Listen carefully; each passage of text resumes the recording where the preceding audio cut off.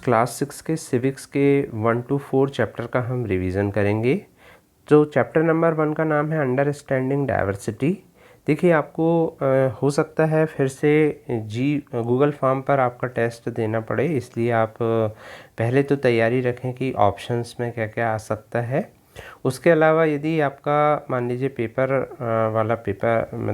और पेन वाला एग्ज़ाम होता है तो उसमें आपसे शॉर्ट क्वेश्चन और लॉन्ग क्वेश्चन पूछे जाते हैं सोशल साइंस में।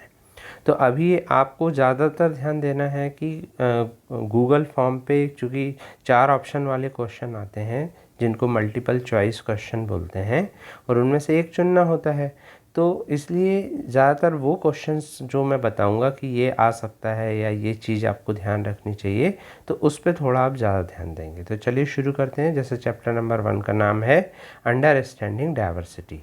पूरा चैप्टर आपको समझना हो तो इसका वीडियो अलग से डला हुआ है। तो डाइवर्सिटी का मतलब होता है विभिन्नता, वैरायटी एंड बीइंग डिफरेंट। तो आपसे यही पूछा जा सकता है कि what do you mean by diversity. तो डाइवर्सिटी का मतलब होता है वैरायटी और बीइंग डिफरेंट। सेकंड है कि इनइक्वालिटी। इनइक्वालिटी का मतलब होता है कि असमानता, ठीक है ना। The unavailability of resources and opportunity for different people, कि सभी लोगों को अपॉर्चुनिटी नहीं मिल रही है। जैसे पीने का पानी है, अमीर लोगों को बहुत अच्छे से मिलता है, गरीब लोगों को लाइन लगाना पड़ता है। तो ये क्या हो गई, इनइक्वालिटी हो गई, ठीक है ना। तो यही अंडरस्टैंडिंग डाइवर्सिटी मतलब होता है कि हमारे देश में कई तरह की विभिन्नताएं हैं, उसको हमको समझना है। चैप्टर का ये नाम है। तो अब आपको समझ में आया, डाइवर्सिटी का मतलब होता है वैरायटी या डिफरेंट, और इनइक्वालिटी का मतलब होता है असमानता या अनअवेलेबिलिटी, मतलब कोई चीज़ अवेलेबल ना होना, unavailability of resources and opportunities for different people. अब आता है पहला क्वेश्चन कि draw up a list of different festival celebrated in your locality. Which of these celebration are shared by member of different regional and religious communities? तो अब इसमें ये questions जो है, ये आप पहले तो क्वेश्चन को समझिए। क्वेश्चन कह रहा है कि आप अलग अलग फेस्टिवल्स के नाम बताइए जो आपके यहाँ आपके देश में मनाए जाते हैं। तो हमारा देश तो वैसे ही बहुत सारे फेस्टिवल मनाता है, तो आपको ये ध्यान रखना है कि कौन सा फेस्टिवल किन का है। जैसे होली कौन मनाता है, Hindus. Diwali Hindus. Eid ul Fitr Muslim. Christmas Christian. Pongal Hindus. अब पोंगल कहाँ का है ये भी आपको ध्यान रखना है। एक पोंगल होता है और एक ओनम होता है। तो ओनम केरल का है। अब पोंगल कहाँ का है वो आपको पता लगाना है। उसका नाम ये जिस स्टेट का है उसका नाम टी से शुरू होता है। तो पोंगल कहाँ का है, कहाँ का फेस्टिवल है, तो अब आप ढूंढिए कौन सा ऐसा स्टेट है जिसका नाम टी से शुरू होता है, ठीक है ना। फिर छठ जो है वो कौन मनाता है, हिंदू। और छठ कहाँ का है, बिहार का है। लोहरी सिख लोग मनाते हैं। अब लोहरी कहाँ का फेस्टिवल है बताइए। सिख कहाँ रहते हैं ज़्यादातर, तो वो पंजाब में रहते हैं। महावीर जयंती किसका फेस्टिवल है, कौन सी कम्युनिटी का है, जैन का है। तो ऐसा आपसे पूछा जा सकता है। तो आपको अच्छे से ध्यान रखना है कि कौन सी कम्युनिटी कौन सा फेस्टिवल मनाती है। और यदि आप ध्यान रख सकते हैं, जैसे मैंने ओनम का बताया, ओनम कहाँ मनाते हैं, केरल में मनाते हैं, ठीक है ना। फिर है बुद्ध जयंती कौन मनाता है, बुद्धिस्ट लोग मनाते हैं, ठीक। फिर ये क्वेश्चन नंबर 2। अब ये मत बोलना कि ये कौन से स्टेट में मनाया जाता है बुद्ध जयंती। ये मतलब बुद्धिस्ट लोग मतलब पूरे स्टेट में जो बुद्धिस्ट लोग रहते हैं वो सभी जगह मनाते हैं, ठीक है ना। कोई स्टेट विशेष का ये नहीं होता है। फिर है कि what do you think living in India with rich heritage of diversity adds to your life, कि आपके जो इंडिया में है, आपके देश में जो हेरिटेज है डाइवर्सिटी की, मतलब जो हमको विरासत मिली हुई है कि कई तरह की विभिन्नताएं हमको मिली है, वो क्या ऐड करती है, क्या ऐड करती है टू योर लाइफ। तो क्या चीज़ ऐड करती हैं कि हम लोगों से मिलते हैं, अलग अलग लैंग्वेज के लोग हमको मिलते हैं। कोई मराठी बोलता है, कोई गुजराती बोलता है, तो ये हमारे लिए हमको मिलता है। We have large variety of foods, हमारे पास बहुत सारे वैरायटी हैं फूड्स की, कि आपने देखा होगा कि कई तरह तरह के व्यंजन बनते हैं, ठीक है ना। फिर वी सेलिब्रेट डिफरेंट फेस्टिवल, जैसा भी हमने पहले क्वेश्चन में देखा, and respect their culture. We have different dance and music, और हमारे यहाँ अलग अलग तरह के डांस हैं और म्यूज़िक हैं। तो ये क्वेश्चन तो गूगल फॉर्म में थोड़ा सा मुश्किल है, लेकिन फिर भी इस पे क्वेश्चन बन सकता है। आपको देखना है कि इनमें से क्या पूछ सकते हैं आपके टीचर कि इनमें से क्या हमारा रिच हेरिटेज नहीं है, क्या ऐसा नहीं है जो आपको डाइवर्सिटी नहीं दिखाता है, ठीक है ना। तो ऐसा क्वेश्चन बन सकता है। तो ये अच्छे से आप देख लीजिए। और हमारे पास डिफरेंट तरह के डांस हैं और म्यूज़िक फॉर्म है और तरह तरह के स्टेट की अलग अलग ड्रेस हैं। तो ये सब हमारे यहाँ पर डाइवर्सिटी के एग्जाम्पल हैं जो हमारे रिच हेरिटेज मतलब जो हमको हेरिटेज का मतलब होता है विरासत में मिलना। विरासत का मतलब होता है कि जैसे आपके दादाजी ने आपके लिए कुछ बनाया, आपके लिए एक मकान बनाया, वो आपको मिला, तो इसको आप कहेंगे हेरिटेज। ऐसे ही हमारे देश के जो पहले के लोग थे, उन लोगों ने जो जिस तरह के लोग आए, जैसे बुद्ध लोग आए तो उन्होंने कई बुद्धिस्ट टेम्पल बनाए, ठीक है। महाराष्ट्र था तो वहाँ पर कई मराठी लोग थे तो उन्होंने मराठी भाषा को दिया, ठीक है ना। गुजरात के लोगों ने गुजराती भाषा को दिया। तो अब ये सब हमारे लिए हेरिटेज है, ठीक है ना, ये हमारे रिच हेरिटेज है। फिर आगे बढ़ते हैं कि Do you think the term unity and diversity is an appropriate term to describe India? क्या आप सोचते हैं कि भारत में जो अनेकता में एकता है वो एक appropriate term है कि क्या हम कह सकते हैं हमारे देश के लिए ऐसा? What do you think Nehru is trying to say about Indian unity in sentence quoted above from his book Discovery of India? अब जो आपकी बुक में मतलब जवाहरलाल नेहरू की एक बुक का नाम दिया हुआ है, जवाहरलाल नेहरू हमारे प्रथम प्रधानमंत्री थे, तो उन्होंने एक बुक लिखी थी डिस्कवरी ऑफ इंडिया। तो उसमें उन्होंने कुछ कोट किया तो यूनिटी और डाइवर्सिटी के बारे में। तो देखते हैं हम, तो ये लिखा है कि हाँ, yes the term unity and diversity is appropriate term. हम ये कह सकते हैं इंडिया के बारे में कि हाँ, यहाँ पर यूनिटी एंड डाइवर्सिटी मिलती है। यूनिटी एंड डाइवर्सिटी का, जैसे डाइवर्सिटी का मैंने आपको मतलब बताया कि कई तरह के लोग यहाँ रहते हैं, कई, डाइवर्सिटी का मतलब होता है विभिन्नता। तो कई तरह के लोग, जैसे गुजराती, मराठी, ठीक है ना, बुद्धिस्ट, कई तरह के लोग होते हैं, तमिल बोलने वाले।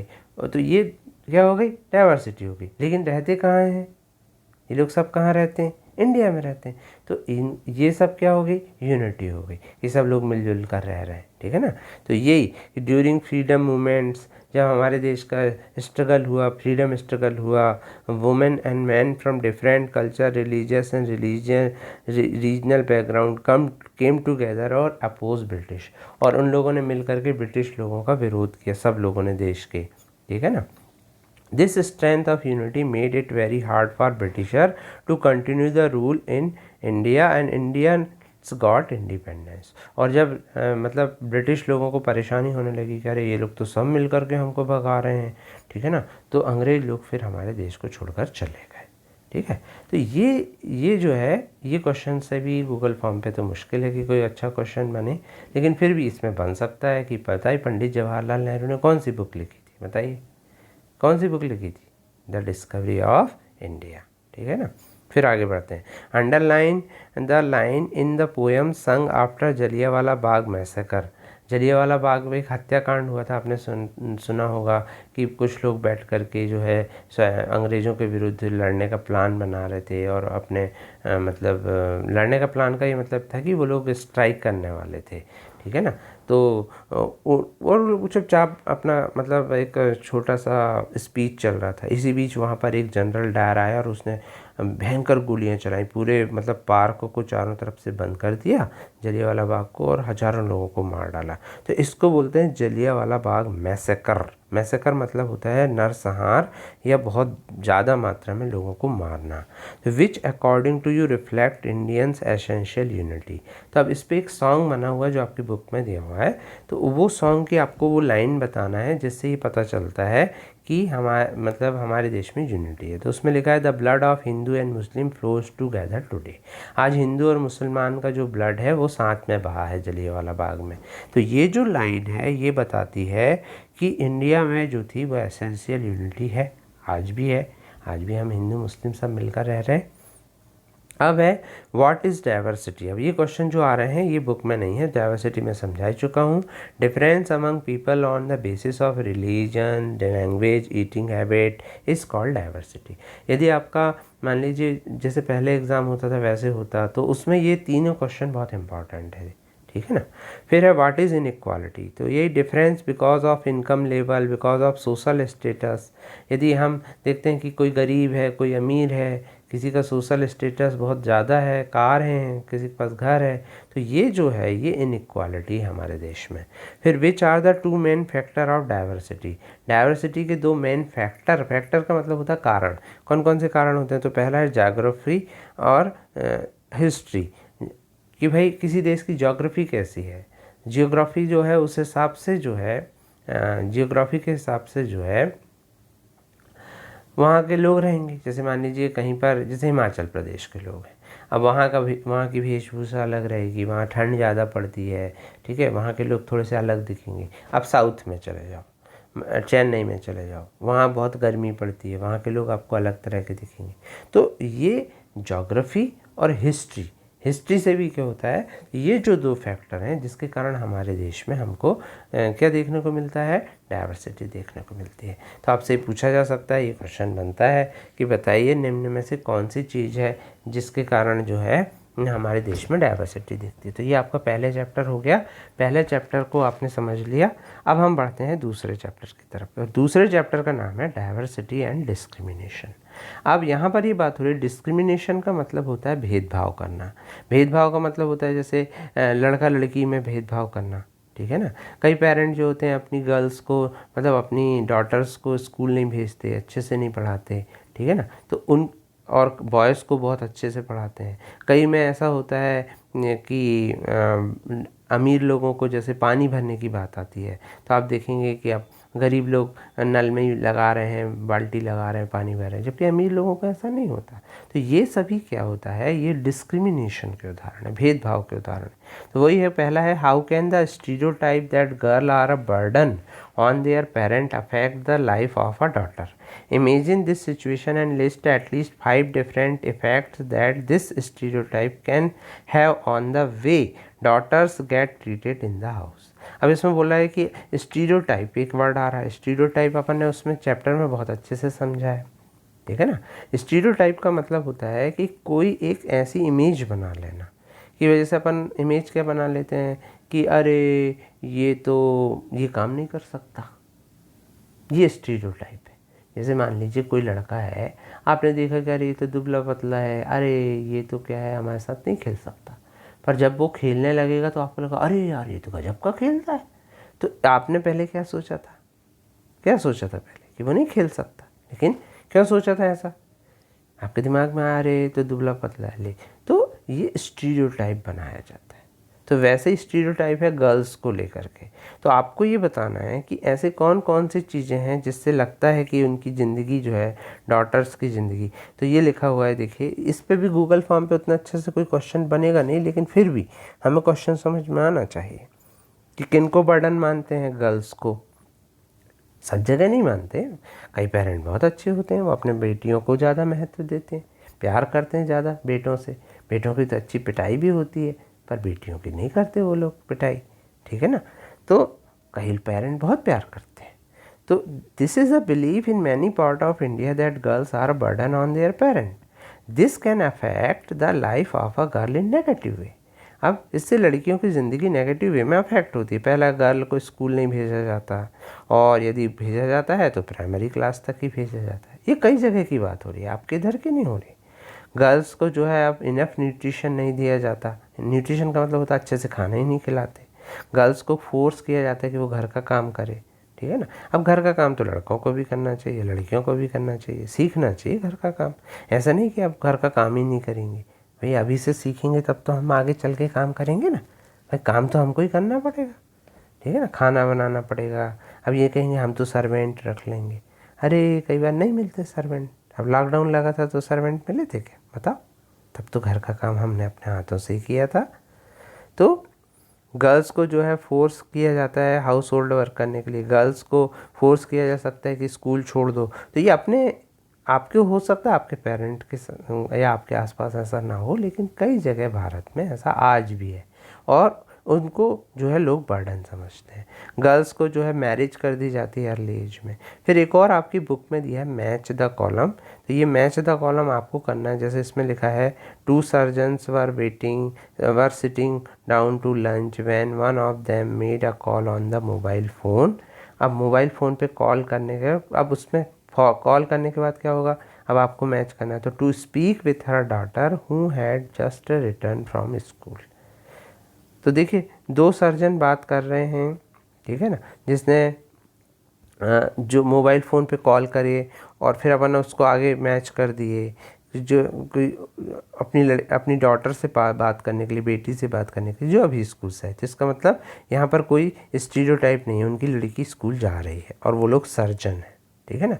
ये 2 बातें अपन को इसमें पता चल रही हैं। The boy who won the drawing competition went to dais, dais पे गया, डायस मतलब होता है मंच। अब 4th नंबर का आएगा on a wheelchair to collect his prize. इसका मतलब क्या हुआ, वो लड़का कैसा रहा होगा, वो लड़का फिजिकली चैलेंज्ड रहा होगा। फिजिकली चैलेंज का मतलब होता है जैसे कोई लोगों को आंखों में दिखाई नहीं देता, सुनाई नहीं देता, तो ऐसे लोगों को फिजिकली चैलेंज्ड पर्सन बोलते हैं, ठीक है ना। तो ऐसे लोग, अब देखिए अपन क्या सोचते हैं, ऐसे लोगों को कभी प्राइज़ मिल सकता है क्या, लेकिन देखिए वो गया और उसको प्राइज़ मिला। इसका मतलब तो इस तरह से ये आपको मैच करना है। तो चलिए अब आगे बढ़ते हैं। तो इस तरह के क्वेश्चंस तो आप खुद ही कर सकते हैं, एक्टिविटी है। अब ये क्वेश्चन है, ये क्वेश्चन आता है, यदि ये इम्पॉर्टेंट भी है। प्रेजुडिस क्या है कि जब हम किसी व्यक्ति को नेगेटिव वे में जज करते हैं, ठीक है ना, जैसे हम स्टीरियोटाइप बना लेते हैं और फिर उसके बाद हमने अभी बताया ना आपको स्टीरियोटाइप का एग्जांपल, फिर हम उसको जज करते हैं, तो इसको हम कहते हैं प्रेजुडिस, कि जो हम जज कर रहे हैं। हमने जो इमेज बनाई वो स्टीरियोटाइप था। जैसे हमने क्या इमेज बनाई कि ये आदमी फिजिकली चैलेंज है, तो प्राइज़ जीत ही नहीं सकता। तो ये जो इमेज बनाई, ये जो हमने इमेज बनाई, ये क्या है, ये स्टीरियोटाइप है, ठीक। और यदि हमने उसके साथ कैसा व्यवहार करा कि अरे नहीं हम तुमको नहीं खिला पाएंगे यार, तुम तो व्हील चेयर पे हो, तो ये क्या है, ये प्रेजुडिस है। प्रेजुडिस का मतलब होता है पक्षपात करना। जैसे कि घर के काम करने की बात है, उनका घर का काम बेटी ही करेगी, तो ये क्या है, क्या है ये प्रेजुडिस है। तो प्रेजुडिस का मतलब होता है व्हेन समवन जज another person in a negative way is called prejudice. What is stereotype, when we tend to see some person into predefined image, कि जो हमारे दिमाग में पहले से इमेज होती है। जैसे मैंने अभी आपको बताया कि भाई व्हील चेयर वाली में क्या इमेज आएगी कि यार ये लड़का तो खेल ही नहीं सकता, लेकिन अभी अपनी बुक में क्या मिला कि कई लोग ऐसे होते हैं उनके लिए अलग से खेल होते हैं और वो लोग बहुत अच्छे प्राइज़ जीतते हैं। तो फिजिकली चैलेंज पर्सन भी प्राइज़ जीत सकते हैं। तो ये जो है हमारे दिमाग में एक स्टीरियोटाइप बना हुआ है। When we tend to see some person, जब हम अग्रसर होते हैं, टेंड टू सी का मतलब होता है जब हम आगे बढ़ते हैं, देखते हैं किसी व्यक्ति को ए प्री डिफाइंड इमेज से, तो इसको कहते हैं स्टीरियोटाइप। तो बहुत अच्छे से समझिएगा क्योंकि पूछा जा सकता है। यदि आपसे पूछा गया गूगल फॉर्म में कि when we tend to see some person into predefined image it is called stereotype. When we judge another person in a negative way, it is called prejudice. What do you understand by discrimination? आप discrimination से क्या समझते हैं? Discrimination का मतलब होता है भेदभाव. Not allowing someone from certain facility because of different religion, gender, caste. तो जब हम किसी व्यक्ति के जेंडर को देख करके, कास्ट को देख करके या धर्म को देख करके उसको कोई चीज़ नहीं कर, उसके साथ कोई अच्छा व्यवहार नहीं करते हैं, तो उसे डिस्क्रिमिनेशन कहते हैं। डिस्क्रिमिनेशन का मतलब होता है भेदभाव करना। जैसे मैंने आपको बताया ना, तो हमने क्या किया, हमने देखा कि यार फिजिकली चैलेंज है, तो हमारे दिमाग में क्या बन गई, एक इमेज बन गई, अरे ये तो खेल ही नहीं सकता। तो ये जो दिमाग में इमेज है आपके, वो क्या है, स्टीरियोटाइप। अब आप क्या कर रहे हो, उसको जज जो करा आपने, जो आपने जज किया कि अरे ये तो खेल ही नहीं सकता, ये क्या है, ये प्रेजुडिस है, जज कर लिया। और फिर आपने क्या किया, अरे नहीं तुम अलग चले जाओ भाई, तो ये क्या हो गया, ये डिस्क्रिमिनेशन हो गया। हम तुमको नहीं खिला सकते, ये क्या हो गया, डिस्क्रिमिनेशन हो गया। तीनों बातें समझ में आ गई। एक बार फिर से समझो। हमको कोई आदमी, कोई लड़का व्हील चेयर पर दिखा या उसको पैर में प्लास्टर लगा था, अपन ने क्या सोचा, अरे ये तो खेल ही नहीं सकता। अब ये क्या हो गया, स्टीरियोटाइप। देखो पढ़ो उसकी definition, when we tend to see some person into predefined image. अब दूसरा क्या, हमने क्या किया, अब हम जज कर रहे हैं, अरे तुम तो खेल ही नहीं सकते।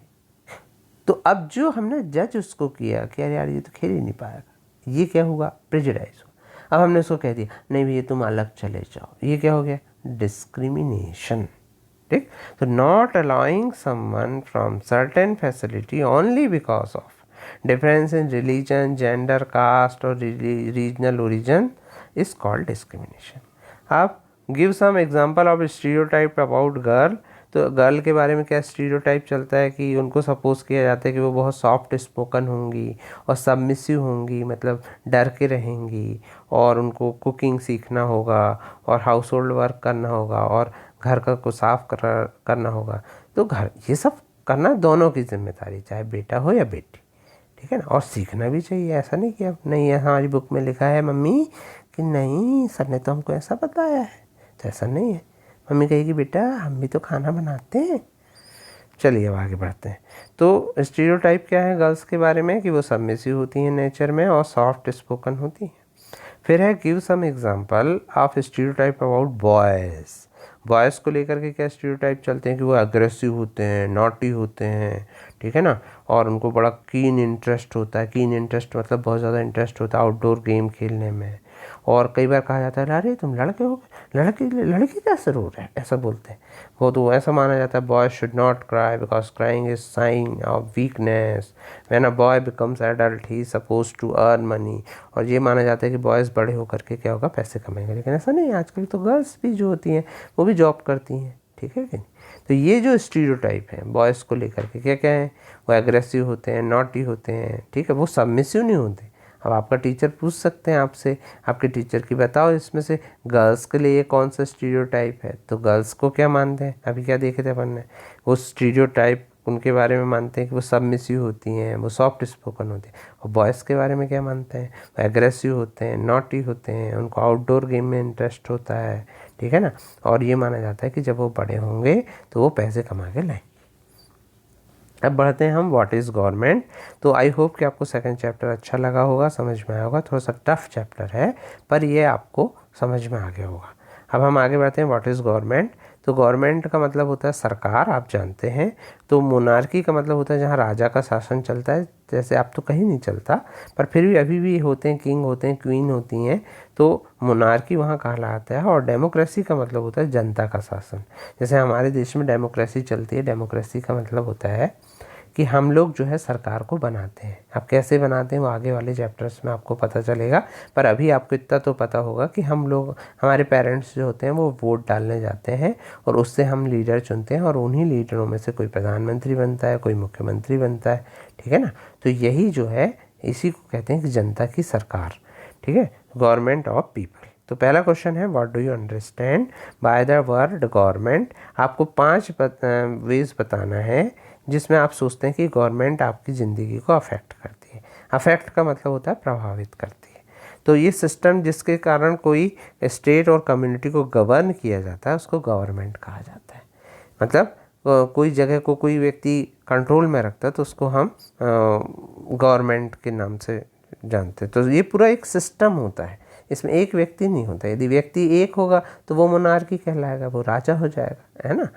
फिर है 5 ways in which government affect your life are. पहला है आवर लाइफ होना चाहिए, हमारी ज़िंदगी को अफेक्ट करते हैं, ये हमको प्रोटेक्ट करती है। पहले गवर्नमेंट क्या करती है, हमारी बाउंड्रीज़ को प्रोटेक्ट करती है कंट्री की, ठीक है ना। जैसे आपने देखा होगा अभी चाइना के बारे में आया, पाकिस्तान के बारे में आया, तो इन सबसे हमारा देश क्या कर रहा है, हमारे देश की रक्षा कर रहा है। हमारा देश ही देश की रक्षा कर रहा है। देश कौन रक्षा करेगा, सैनिक लोग। सैनिक किसका पार्ट है, गवर्नमेंट का। Second, it takes action on many social issues. कई सोशल इश्यूज़ में गवर्नमेंट एक्शन लेती है, जैसे आजकल बेटी पढ़ाओ बेटी बचाओ अभियान चल रहा है, ठीक है ना। तो प्रधानमंत्री ऐसे कई काम करते हैं। फिर it opens hospitals and school. Government क्या करती है, हॉस्पिटल और स्कूल बनाती है। ये it ensure supply of food and drinking water. अब फूड की सप्लाई को इंश्योर करती है कि सबको मतलब सही सही रेट पे खाना मिले, गरीबों को यदि नहीं मिल रहा तो उनको खाना मिले, ठीक है। इनकी व्यवस्था कौन करती है, सरकार करती है। ड्रिंकिंग वाटर की व्यवस्था करती है। It helps in running of the postal. और जो पोस्टल और रेलवे सर्विसेज हैं उनको चलाने में गवर्नमेंट जो है वो हेल्प करती है। तो अब इससे आपसे पूछा जा सकता है कि भाई बताइए इनमें से गवर्नमेंट क्या नहीं करती। तो गवर्नमेंट जो है वो कई ऐसे काम हैं जो नहीं करती, मगर ये वाले काम करती है। अब आपको सोचने की गवर्नमेंट क्या क्या नहीं करती, ठीक है, और गवर्नमेंट क्या क्या करती है, तो दोनों आपको पता होना चाहिए, ठीक है। अब गवर्नमेंट आपके लिए खाना नहीं बनाती, ऐसा नहीं लिखा रहेगा कि निम्न में से बताइए, इट कुक्स फूड, ऐसा लिखा होगा उसमें गूगल फॉर्म के 4 ऑप्शन, तो आपको देखना पड़ेगा अरे भी ये गवर्नमेंट कोई हमारे लिए खाना थोड़ी ना बनाती। हाँ, खाने पीने की व्यवस्था ज़रूर करती है, मगर अब ऐसा नहीं कि अब आप सोचने लगो खाना बनाने लगती, ऐसा नहीं सोचना है, ठीक है ना। फिर है why do you think the government needs to make rule for everyone in form of laws. आपको क्यों लगता है कि गवर्नमेंट को जो है कानून नियम बनाना पड़ता है सबके लिए लॉ के हिसाब से। मतलब गवर्नमेंट क्या करती है, नियम बनाती है और उनको कानून कहा जाता है, ठीक है। तो government needs to make rule for everyone in form of laws to properly manage the administration, ताकि जो प्रबंधन है, एडमिनिस्ट्रेशन का मतलब होता है प्रशासन, कि गवर्नमेंट चाहती है कि भाई सब लोग जो है अच्छे से रहें, शांति से रहें, लड़ाई झगड़ा नहीं करें, तो उसके लिए वो नियम बनाती है, ठीक है, और प्रॉपरली मैनेज करने के लिए और लोगों की लाइफ को पीसफुल बनाने के लिए। पीसफुल मतलब होता है शांति प्रिय।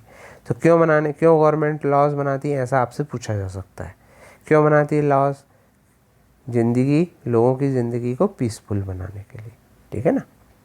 फिर name 2 essential feature of democratic government, ये भी बहुत इंपॉर्टेंट क्वेश्चन है। यदि ये पेपर पेंसिल वाला एग्ज़ाम होता तो इसमें, पेपर पेन वाला एग्ज़ाम होता तो उसमें ये क्वेश्चन ज़रूर आता है। तो 2 एसेंशियल फीचर कौन कौन से हैं डेमोक्रेटिक गवर्नमेंट के, कि लोग इलेक्ट करते हैं गवर्नमेंट को और लोगों को राइट होता है, अधिकार होता है फ्रीडम और इक्वालिटी का, ठीक है। फिर है what was suffrage movement. Suffrage movement क्या था? तो महिलाओं को पहले वोट देने का अधिकार नहीं था, तो उनके लिए जो आंदोलन हुआ था उसको सफरेज मूवमेंट कहते हैं। सफरेज का मतलब होता है right to vote. It was related to ensuring equal voting right for all. During those days, उस समय में वुमेन को अधिकार नहीं था, महिलाओं को अधिकार नहीं था यूरोप और अमेरिका में। यूएसए मतलब होता है अमेरिका। तो अमेरिकन वुमेन 1920 में, और यूके की मतलब जो वुमेन थी, यूके का मतलब होता है ब्रिटेन को कहा जाता है, United Kingdom, got to vote on same term as man in 1928। तो 1928 को वुमेन को अधिकार मिला कि वो भी वोट डाल सकती हैं, ठीक है ना। तो अमेरिका में कब मिला? 1920 में। और यूके में मतलब ब्रिटेन में कब मिला? 1928 में महिलाओं को वोट डालने का अधिकार, ठीक। तो इसी को सफरेज मूवमेंट कहा जाता है। अब आपसे पूछा जाए सफरेज मतलब वोट डालने का अधिकार, right to vote. Extra question है, हमें गवर्नमेंट की क्यों ज़रूरत पड़ती है? गवर्नमेंट की ज़रूरत हमें मेक डिसीजन एंड थिंग्स को करवाने के, काम को करवाने के लिए, कि जो इंफ्रास्ट्रक्चर के काम चल रहे हैं, जो गरीबों के लिए काम चल रहे हैं, उनको पूरा कराने के लिए गवर्नमेंट की आवश्यकता होती है। What are the 2 main features of government? तो हमारे यहाँ पर 2 तरह की गवर्नमेंट है। कौन कौन सी 2 फॉर्म है, लेवल है गवर्नमेंट के? कौन कौन से लेवल हैं हमारे यहाँ? एक तो नेशनल गवर्नमेंट है, एक लोकल गवर्नमेंट, ठीक है। लोकल गवर्नमेंट मतलब जैसे हमारे यहाँ मध्य प्रदेश में की यदि हम बात करें, या आप लोग जिस गांव में रहते हैं उसकी बात करें, तो वहाँ पर जो गवर्नमेंट, वहाँ की जो ग्राम पंचायत, वो आपकी लोकल गवर्नमेंट कहलाएगी। और नेशनल गवर्नमेंट कौन सी है? जैसे इस समय में प्रधानमंत्री श्री मोदी की सरकार है, तो हम बोलेंगे कि ये नेशनल गवर्नमेंट। आगे बढ़ते हैं चैप्टर नंबर 4, और यहाँ तक हम रिवीजन करेंगे चैप्टर नंबर 4 तक के। तो हाफ ईयरली एग्ज़ाम को देखते हुए एलिमेंट ऑफ डेमोक्रेटिक गवर्नमेंट की, क्या क्या डेमोक्रेटिक गवर्नमेंट के एलिमेंट हैं। तो डेमोक्रेटिक गवर्नमेंट के बारे में पहले आपको देखना पड़ेगा। सेंट्रल गवर्नमेंट अभी बताया मैंने आपको, top most level of government होती है, और प्राइम मिनिस्टर जो इसका हेड होता है। तो आपसे पूछा जा सकता है कि सेंट्रल गवर्नमेंट का हेड कौन होता है? कौन होता है भाई? Prime minister. स्टेट गवर्नमेंट होती है, डिफरेंट स्टेट में अपनी अपनी गवर्नमेंट होती है, और स्टेट गवर्नमेंट का हेड जो होता है वो मुख्यमंत्री होता है, जिसको क्या बोलते हैं? Chief minister. तो ये 2 अच्छे से याद रखिए 2 बात। अनटचेबल का मतलब होता है कि जिनको लोग छूते नहीं हैं, अनटचेबल। मतलब ऐसे भी कुछ लोग होते हैं जिनको ये समाज जो है ये मानता है कि ये लोग जो है उनका काम करते हैं, सफाई का काम करते हैं, इसका, तो इसको उनको छूते नहीं है, तो इसको अनटचेबल बोलते हैं। लेकिन धीरे धीरे क्या हुआ, इनकी जाति ही बना दी गई।